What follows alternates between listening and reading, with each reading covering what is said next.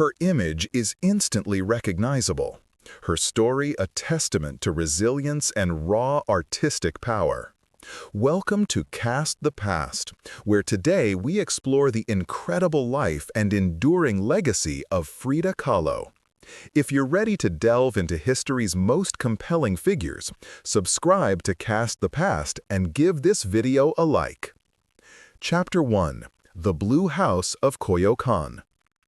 In the heart of Coyoacán, then a quiet suburb of the sprawling Mexico City, stands a house of brilliant cobalt blue, the Casa Azul.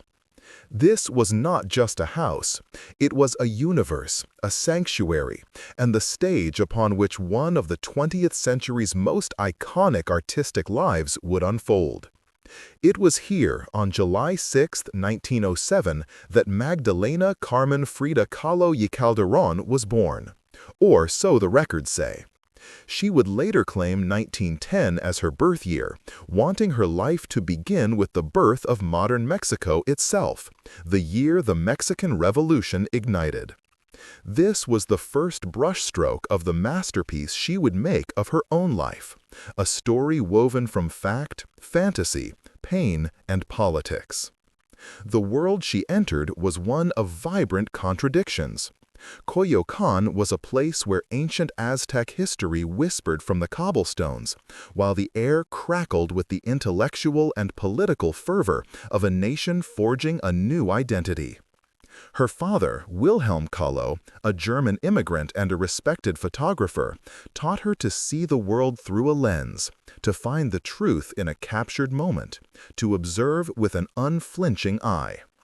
Her mother, Matilde Calderón y González, was of Spanish and indigenous descent, deeply religious and traditional, grounding Frida in the rich tapestry of Mexican heritage, its folklore, its colors, and its complex spirituality. The Casa Azul was filled with this duality, European intellectualism and Mexican earthiness, a garden of native plants thriving under the watchful eyes of pre-Columbian idols. Chapter 2. A Child of the Revolution. To understand Frida, one must understand the revolution. It was more than a political upheaval, it was a cultural earthquake. It rejected European colonial influence and championed a new national identity, a Mexicanidad, rooted in indigenous culture, folk art, and the spirit of its people. Frida breathed this revolutionary air. The sounds of struggle and celebration were the soundtrack of her childhood. This fierce, unyielding pride in her Mexican heritage would become a central pillar of her identity and her art.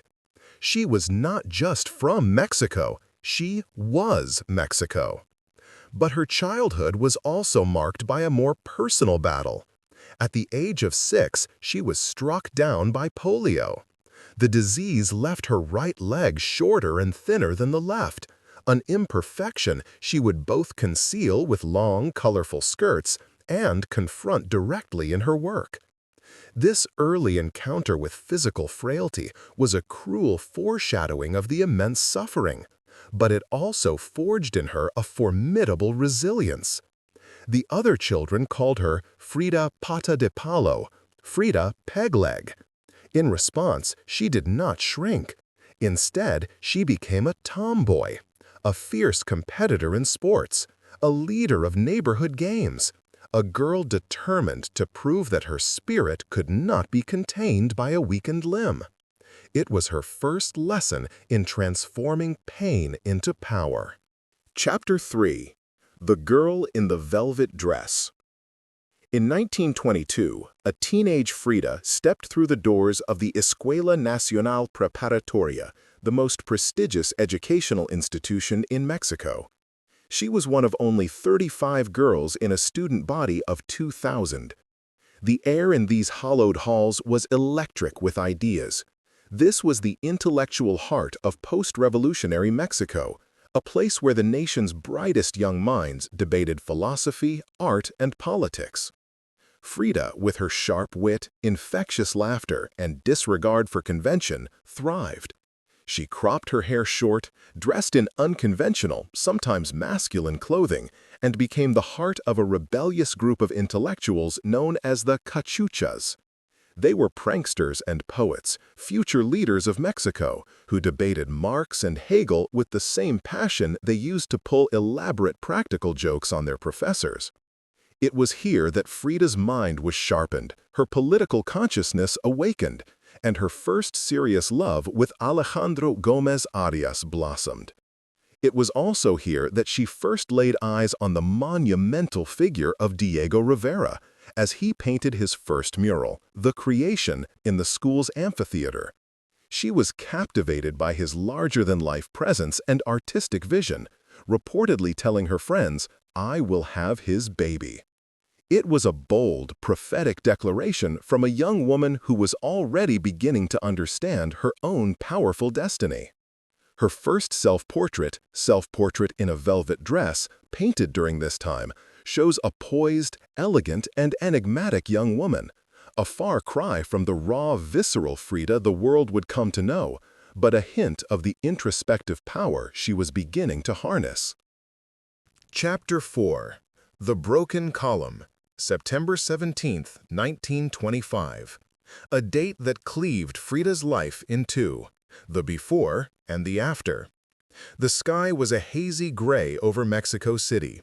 Frida, now 18 and dreaming of a future in medicine, was on a bus with her love, Alejandro. The bus was rickety, the mood light. Then, in a horrific instant of screeching metal and shattering glass, a streetcar collided with them. The impact was catastrophic. Frida later described the moment with a chilling, poetic surrealism. "The handrail pierced me as the sword pierces the bull." Her injuries were almost unsurvivable. Her spinal column was fractured in 3 places. Her collarbone, ribs, and pelvis were shattered. Her right leg, already weakened by polio, suffered 11 fractures. Her right foot was crushed. The steel handrail had entered her hip and exited through her pelvis. A doctor would later remark that it was a miracle she was alive. She awoke in a hospital, her body encased in plaster corsets. Her dreams of becoming a doctor replaced by the stark, immediate reality of becoming a patient. For months, she was confined to her bed at the Casa Azul, trapped between the ceiling and the sheets, her world shrinking to the 4 walls of her room. It was in this crucible of agony and stillness that Frida the artist was truly born. Her father, seeing her despair, fashioned a special easel that would allow her to paint while lying down. Her mother hung a mirror above her bed. And so, unable to escape her own body, Frida began to explore it. Her subject became the only one she could see, herself. This was not an act of vanity, but of survival. Painting became her confession, her diary, her scream. She began to translate her brokenness onto the canvas, inventing a new visual language to articulate a pain that was beyond words. Chapter 5. The Elephant and the Dove. By 1928, Frida had regained her ability to walk, though she would live with chronic pain for the rest of her life. With a portfolio of her first, raw, powerful paintings under her arm, she sought out the man she had admired from afar in her school days, Diego Rivera. He was now the titan of Mexican art, a revered muralist whose work celebrated the nation's history and people. She found him high on a scaffold, painting a mural at the Ministry of Public Education. Undaunted, she called up to him, demanding he come down and give his honest opinion of her work. Rivera was immediately struck, not just by the startling originality and honesty of her paintings, but by the fire in the woman who made them. He saw in her work a rare authenticity, an unflinching absolute. A mentorship quickly blossomed into a passionate, all-consuming love affair. They were a study in contrasts. He, enormous, older, and already a legend. She, petite, young, and just finding her voice. Her parents famously described their union as a marriage between an elephant and a dove. They married in 1929. She was 22, he was 42. Their relationship would become one of the most famous and famously turbulent love stories in art history. It was a union of immense passion, intellectual partnership, and mutual artistic admiration, but also one marked by infidelity, on both sides, but most notoriously his, and profound heartbreak. Yet, through it all, they were inextricably linked. He encouraged her to embrace her Mexicanidad, to wear the traditional Tehuana dresses that would become her signature. She became his fiercest critic and most ardent supporter. Their love was a volatile, creative force, a source of both her deepest joy and her most profound artistic subject matter. Chapter 6. Gringolandia. In 1930, Frida and Diego traveled to the United States, a country she wryly nicknamed Gringolandia. This was a period of intense creative output and profound personal turmoil. Their first stop was San Francisco, where Frida's vibrant Tijuana dresses and striking beauty caused a sensation. She painted Frida and Diego Rivera, a formal wedding portrait that both celebrated their union and hinted at the complex power dynamics within it, portraying herself as the smaller, adoring wife to the great maestro. Their journey then took them to Detroit, where Diego had been commissioned to paint his monumental Detroit industry murals. Here, amidst the cold, industrial landscape of Henry Ford's empire, Frida faced one of the most traumatic experiences of her life. She suffered a devastating miscarriage, an event she chronicled with shocking, unprecedented honesty in her painting Henry Ford Hospital. In this work, she depicts herself lying naked and bleeding on a hospital bed in a barren landscape, connected by umbilical-like ribbons to symbols of her pain: a fetus, a snail representing the slow agony, a fractured pelvis. It was a revolutionary act of art, turning a private female tragedy into a powerful public statement, painted with the cold, clinical precision her medical studies had once promised. Her time in the U.S. solidified her critical view of American capitalism and her longing for the cultural richness of Mexico.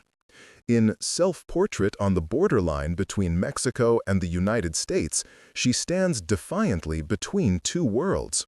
On one side, the industrial, polluted landscape of the U.S., and on the other, the fertile, ancient, and spiritual land of Mexico. Holding a Mexican flag, she makes her allegiance clear. This period abroad was crucial. It sharpened her political views, pushed her art into new, brutally honest territory, and clarified her identity as an artist inextricably tied to her homeland. Chapter 7. The Two Fridas. Returning to Mexico in 1933, Frida and Diego moved into a new, modern home in San Angel, two separate houses joined by a bridge.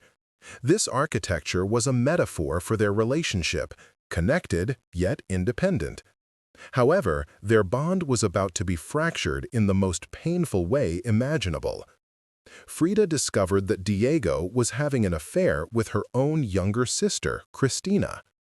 The betrayal was absolute, a wound deeper than any physical injury. She cut off her long hair, a feature Diego adored, and poured her agony into one of her most disturbing works, A Few Small Nips, depicting a murdered woman, a stand-in for herself, lying bleeding on a bed. The emotional fallout led to their separation and, in 1939, their divorce. It was during this period of intense loneliness and heartbreak that Frida produced some of her most powerful and iconic work. She painted The Two Fridas, a monumental double self-portrait that laid bare her fractured identity. On the right sits the Frida Diego loved, her heart whole and intact, dressed in traditional Tehuana costume.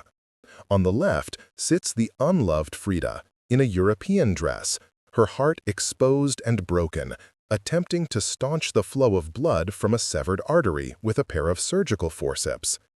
The two Fridas are joined by that single artery, their hands clasped, sitting under a stormy, turbulent sky. It is a masterpiece of psychological portraiture, a raw depiction of duality, heartbreak, and the struggle to remain whole in the face of unbearable loss. This period, though born of immense pain, cemented Frida's artistic independence. She was no longer just Diego Rivera's wife. She was Frida Kahlo, an artist of singular, undeniable power. Her pain was her medium, her canvas the site of a brutal, beautiful alchemy that transformed personal tragedy into universal art. Though they would remarry just a year later, their relationship forever changed. This period of separation was vital for her evolution into the singular artist we remember today. Chapter 8. A Surrealist by No Name. In 1938, Frida's work caught the attention of André Breton, the poet and founder of the Surrealist movement, who was visiting Mexico. He was mesmerized by her art, declaring it to be quintessentially surrealist, describing it as a ribbon around a bomb. He arranged for her to have a solo exhibition in New York at the Julian Levy Gallery, which was a resounding success. Critics and the public were captivated by her strange and beautiful imagery, her unflinching self-portraits. Breton then invited her to Paris in 1939 for an exhibition. The experience, however, was a profound disappointment. She found the Parisian surrealists to be a group of pretentious, out-of-touch intellectuals. "I would rather sit on the floor in the market of Toluca and sell tortillas," she wrote, "than have anything to do with those artistic bitches of Paris." She found their fascination with the subconscious to be a game, a contrived intellectual exercise. For her, the fantastical imagery in her work was not dredged from dreams or the subconscious, it was her lived, tangible reality. "They thought I was a surrealist," she famously stated, "but I wasn't. I never painted dreams. I painted my own reality." This declaration was central to her artistic identity. While she borrowed from the visual language of surrealism, the dreamlike juxtapositions, the symbolic imagery, her source was fundamentally different. She was not exploring the imaginary, she was documenting the real. The broken columns, the weeping deer, the exposed hearts, these were not metaphors for a feeling, they were direct translations of her physical and emotional existence. Her trip to Paris, while disillusioning, was ultimately affirming. It solidified her artistic independence and her refusal to be categorized or claimed by any European movement. She was a Mexican artist, creating a new language entirely her own. Chapter 9. The Heart of the Casa Azul. After her disillusioning trip to Paris and her divorce and remarriage to Diego, Frida retreated ever deeper into the world she had cultivated at the Casa Azul. More than a home, it was a living extension of her art and identity. She and Diego filled it with the objects they loved, transforming it into a museum of the self, a testament to their passion for Mexico. The vibrant blue walls enclosed a universe of inspiration. The rooms were filled with Mexican folk art, or retablos, small devotional paintings on tin that deeply influenced her narrative style. Pre-Columbian sculptures stood like ancient guardians in the garden. The kitchen was a masterpiece of traditional tilework, a place of warmth and community. The garden itself was a lush, chaotic paradise, planted with native flora, cacti, bougainvillea, and yucca, a piece of the Mexican earth she so loved. Here, she kept her beloved pets, which were more like family, and frequent subjects in her paintings. Fulong Chong, the spider monkey, parrots, dogs, and even a deer named Granizo. These animals were her companions, symbols of the wild, instinctual, and natural world she felt so connected to. Her studio was the heart of this universe. Bathed in natural light, it was a meticulously organized space of creation and pain. Her pigments were ground by hand and arranged in glass jars. Her books, brushes, and medical texts sat alongside folk art skeletons and Judas figures. Her wheelchair was positioned before her easel, a throne from which she reigned over her reality. The Casa Azul was both her sanctuary from the world and the stage on which she presented herself to it. Every object, every color, every plant was a deliberate choice, a part of the intricate, living self-portrait she constructed day by day. Chapter 10. The Wounded Deer. As the years progressed, Frida's body, that broken column from her youth, began to fail her more profoundly. The chronic pain intensified, necessitating dozens of surgeries on her spine and foot. She was often confined to bed, encased in steel and leather corsets that were less supports than cages. Yet, as her physical world shrank, her artistic world expanded in its intensity and depth. She turned her gaze inward with an even more radical honesty, using her own body as a map of human suffering and endurance. Her self-portraits from this period are among her most harrowing and powerful. In The Broken Column, 1944, she depicts her torso split open to reveal a crumbling ionic column in place of her spine. Her body is pierced with nails, and tears stream from her eyes, yet her gaze is direct, unblinking, and defiant. She does not ask for pity, she demands to be seen. In Without Hope, 1945, she shows herself trapped in bed, being force-fed a gruesome slurry of animal carcasses through a large funnel, a visceral representation of the forced bed rest and fattening diets she endured. Perhaps most poignantly, in The Wounded Deer, 1946, she portrays herself as a young deer, her own face on its head mortally wounded by arrows.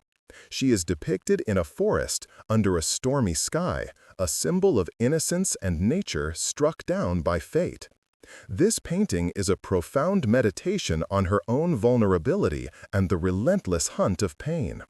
Through this symbolic language, Frida Kahlo achieved something extraordinary.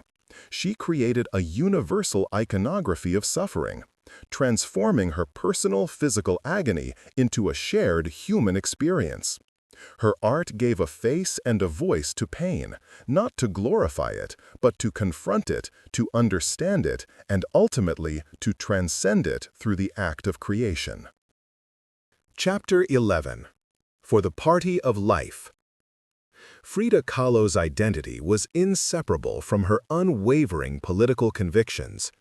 She was a lifelong, committed communist. For her, art and politics were not separate spheres. They were two fronts in the same battle for justice, freedom, and the soul of Mexico. Her political awakening began in her youth among the Cachuchas, and it deepened throughout her life, fueled by her relationship with the politically active Diego Rivera, and their circle of friends, which included exiled Russian revolutionary Leon Trotsky, who lived at the Casa Azul for 2 years.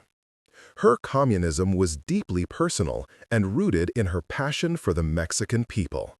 She saw the party as the best hope for the poor, the indigenous, and the working class, the very people whose culture she celebrated in her life and art. Her home was often a meeting place for activists and intellectuals. She attended demonstrations whenever her health permitted, her striking presence a powerful symbol of artistic commitment to the cause. She incorporated political symbolism into her work, from the subtle inclusion of a hammer and sickle in her diary, to more overt works like Marxism Will Give Health to the Sick, a late painting where she imagines Karl Marx himself dissolving her illnesses.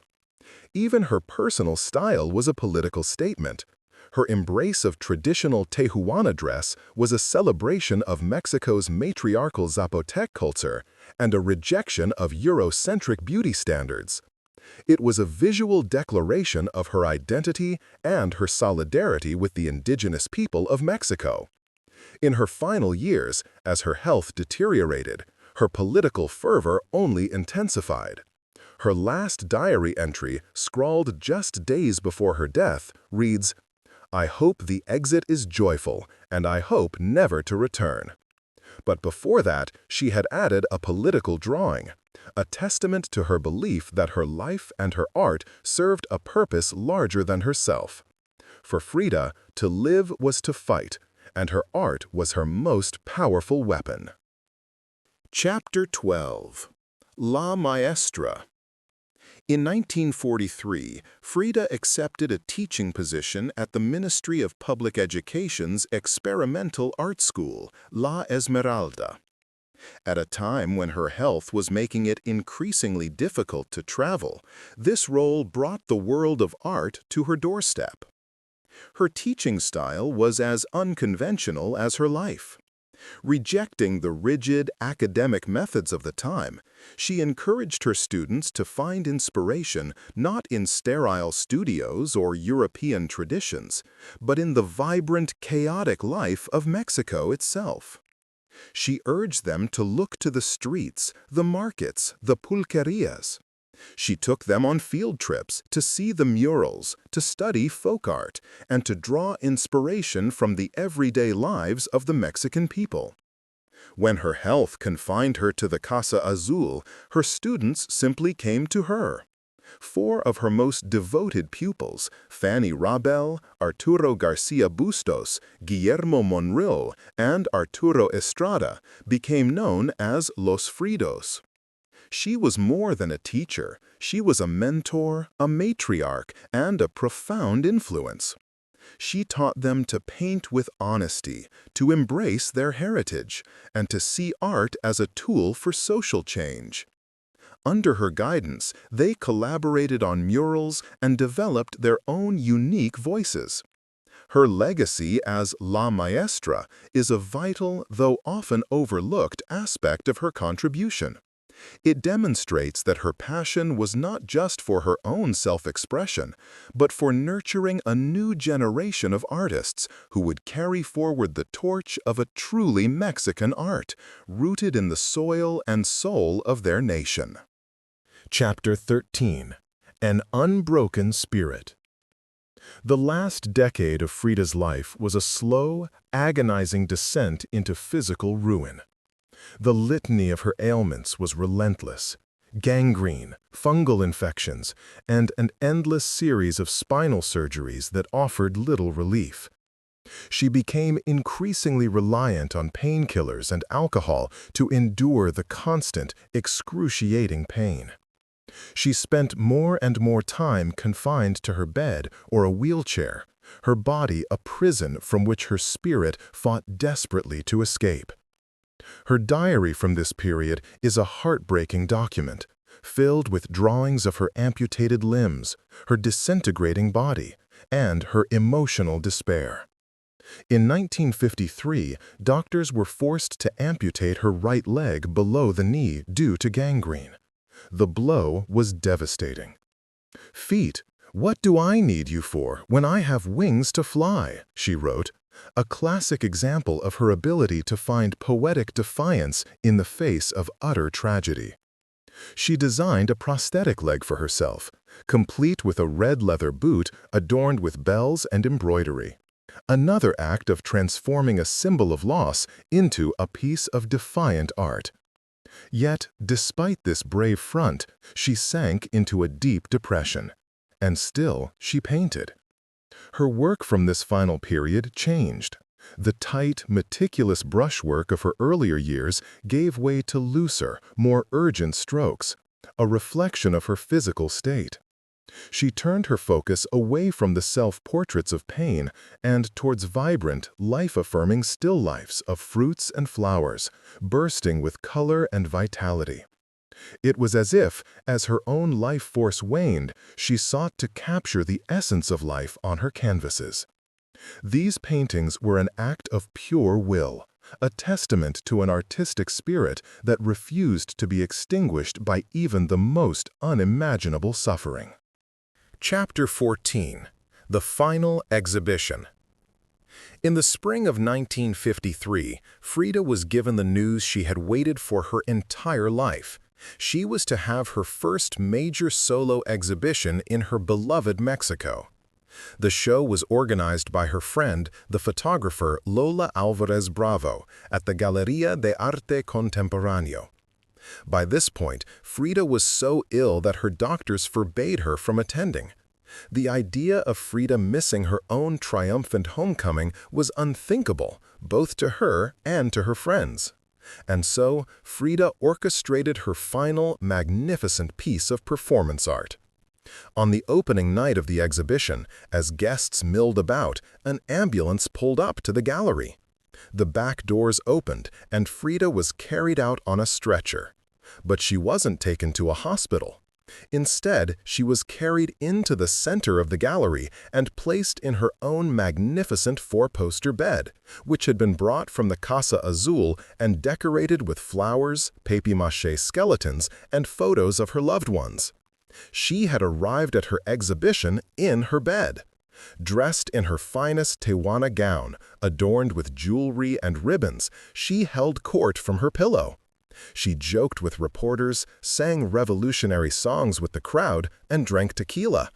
It was a spectacular gesture of defiance against her failing body, a fusion of life, art, pain, and celebration that perfectly encapsulated her entire existence. She could no longer go to the world, so she made the world come to her, turning her sickbed into a throne. The exhibition was a triumph, a celebration not just of her art, but of her indomitable, theatrical, and utterly unbreakable spirit. Chapter 15. Viva la Vida, the Eternal Icon. On July 13, 1954, just a week after her 47th birthday, Frida Kahlo died at the Casa Azul. The official cause was a pulmonary embolism, though speculation has long surrounded the possibility of suicide. Her last painting, a vibrant still life of watermelons, bore the inscription "Viva la Vida," long live life. It was her final, defiant message to the world. In the decades following her death, her legend began to grow, slowly at first, and then with an explosive force that has transformed her into one of the most recognized and revered artists in history.